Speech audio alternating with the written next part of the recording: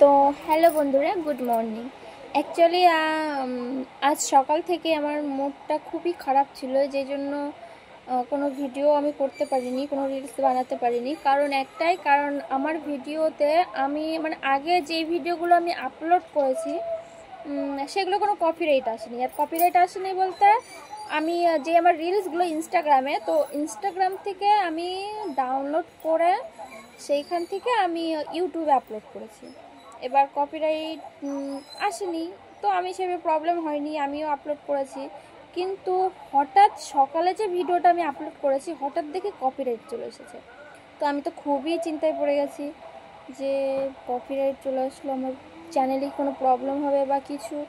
কিন্তু অনেক খুঁজে খুঁজে আমি এটা জানতে পারলাম যে যে ভিডিওটায় কপিরাইট আসবে এতে তোমার চ্যানেলের কোনো প্রবলেম হবে না। জাস্ট ওই ভিডিওটায় যেটা কপিরাইট আসবে ওই ভিডিওটায় যতটা ভিউজ আসবে সেই ভিউজটা তোমার ওটার কোনো দাম থাকবে না।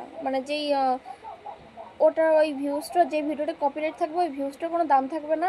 আদার্স তোমার কপিরাইটের জন্য তোমার চ্যানেলে কোনো প্রবলেম হবে না।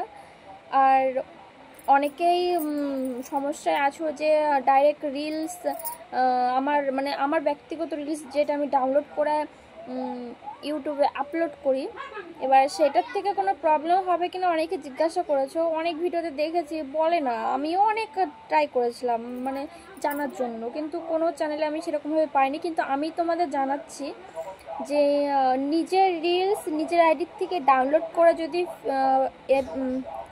ইউটিউবে আপলোড করো তাহলে সেখানে কোনো প্রবলেম হয় না। হ্যাঁ, হয়তো 10টার মধ্যে একটাই কপিরাইট আসতে পারে, কিন্তু প্রত্যেকটাই আসবে না।